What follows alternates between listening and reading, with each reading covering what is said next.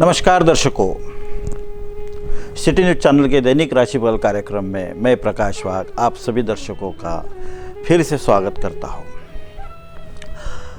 तो देखिए, अब तो दो राशियां बड़ी ही पावरफुल मतलब एक अपना शक्ति धारण किए हुए हैं, वो है कुंभ और वृश्चिक राशि। क्योंकि कुंभ राशि में बस गुरु और शनि महाराज और वृश्चिक राशि में केतु, बुध और सूर्य भी आने वाले हैं कल के दिन।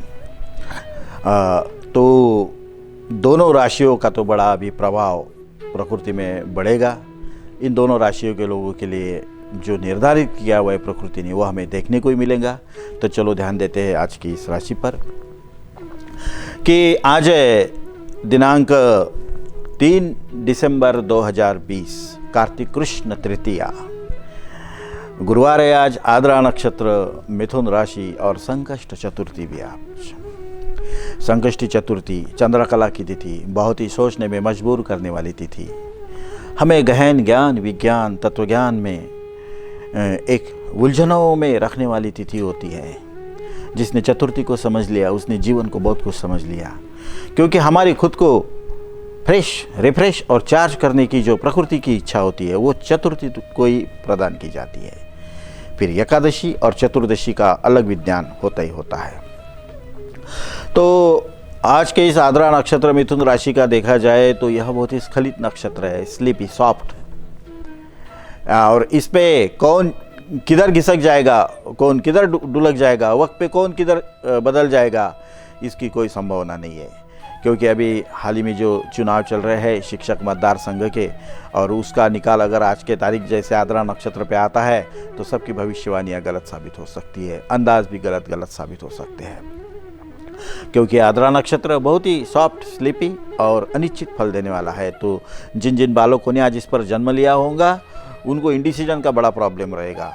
जीवन में पक्का निर्धार न करना, अपने लक्ष्य को तय न करना, व्यर्थ चीज़ों पे विश्वास रखना और अनर्थ को संभालने के लिए अनावश्यक लोगों को जोड़े रखना। जीवन में कहते हैं ना, जो भटके हुए लोग हैं, जिनको एक निरीक्षण का अभाव होता है, परीक्षण का अभाव होता है, आत्म परीक्षण का भी अभाव होता है, ऐसे एक भोले भाले सीधे लोगों का इसका जन्म होता ही होता है। लेकिन प्रकृति और अदृश्य आत्मा है जो इनकी रक्षा करती है, वो बिल्कुल निरीक्षण करती है कि इसे कोई तकलीफ न हो जाए। इसलिए दीर्घायु होते हैं, निरोगी होते हैं, घर में बहुत सुंदर होते हैं, समाधानी भी होते हैं। तो जिन जिन बालकों ने इस पर जन्म लिया हो उन बालकों को हमारा आशीर्वाद, उनके माता पिता का अभिनंदन।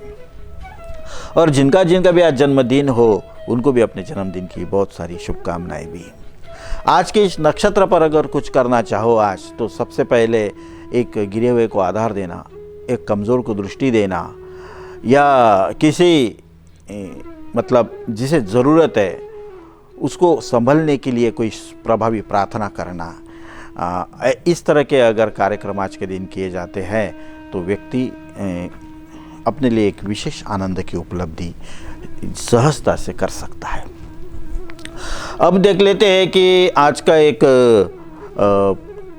प्रश्न जो पूछा है रंजनाताई हरिभौजी भोज ने, अकोला इन्होंने, कि पंडित जी, पिता के मृत्यु के बाद, अभी हमारे पिता की मृत्यु को 60-65 दिन हुए हैं, पिता के मृत्यु के बाद धनुर्मास में विशेष क्या किया जा सकता है?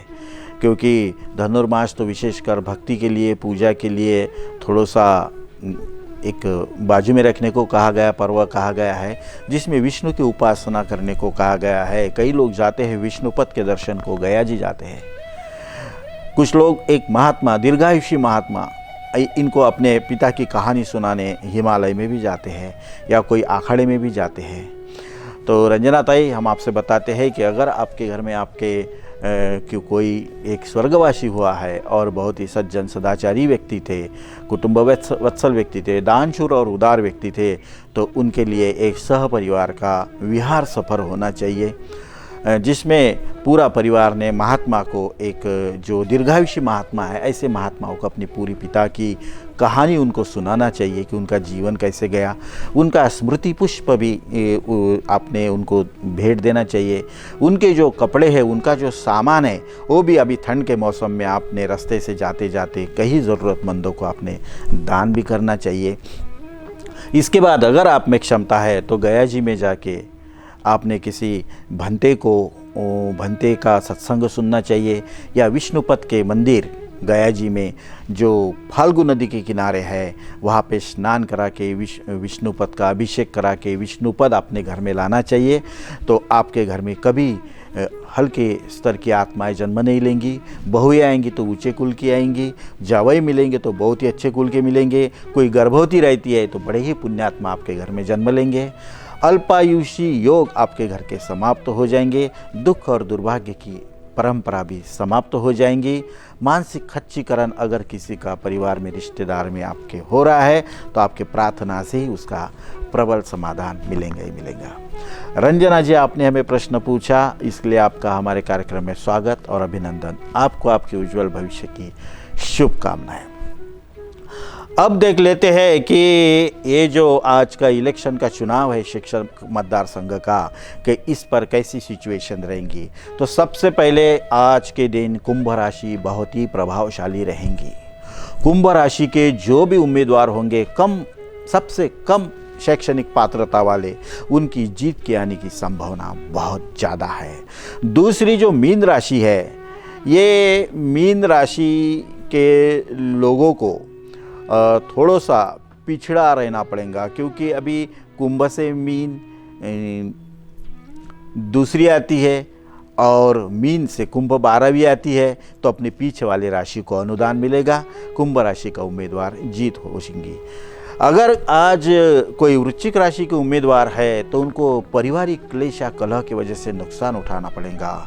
जो उम्मीद थे वो अपने अंतर्गत, अपने जो शुभचिंतक गिने जाते थे, उन्हीं से ही आपको धोखा या टकराव हो सकता है। आपके ही शुभचिंतक आपको नुकसान पहुंचा सकता है। तो कुल मायने में देखा जाए तो कुंभ राशि, मीन राशि और वृश्चिक राशि पे हावी हो जाएंगे आज, और जिसके वजह से एक नुकसान की संभावना उनको सहनी पड़ेंगी और कुंभ राशि का उम्मीदवार चुन के आ जाएगा।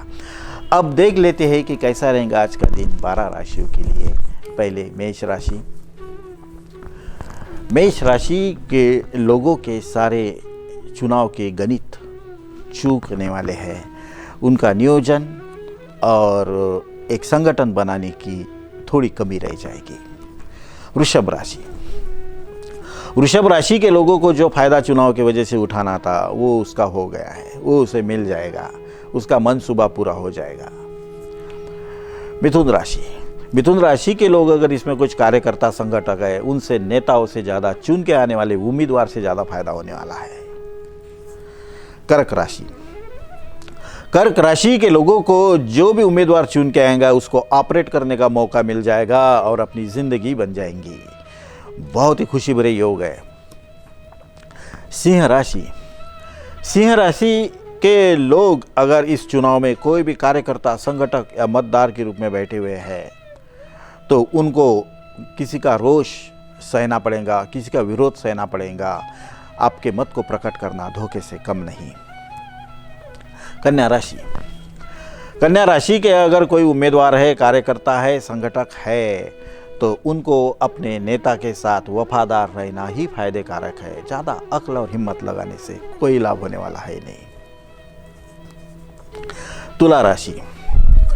तुला राशि के ऐसे लोग हैं जो भी उम्मीदवार चुन के आएंगे उनको आपका सहारा लिए बगैर कुछ भी हासिल नहीं होगा, और आपका सहयोग के बगैर न उनका आगे कुछ चलेगा। इसलिए आप भी एक अदृश्य रूप में प्रभावी व्यक्ति है। वृश्चिक राशि। वृश्चिक राशि के लोग अगर राजनीति में जुड़े हैं तो आने वाले दिनों में यही इलेक्शन की वजह से, यही चुनाव की वजह से कोई और चुनाव जीतने की योजना आपके मन में आ जाएंगी और उसमें आप सफल निश्चित हो जाएंगे। धनु राशि। धनु राशि के लोगों को चुनाव की वजह से कहीं कर्जे में डूबने की संभावना है। जो पाया उस जो पाने की संभावना नहीं है उसमें ज़रूरत से ज़्यादा खो जाने की वजह से परिवार विद्रोह कर सकता है। मकर राशि, मकर राशि के लोग अगर इस चुनाव में हैं तो उनको चुपचाप किसी को अंतर्गत सपोर्ट देके बने रहना ही फायदेकारक है। कोई बंडोखोरी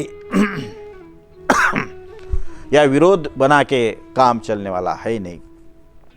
आखिर एक सामाजिक जिम्मेदारी है, इसका ख्याल आपको बहुत ज़रूरी है।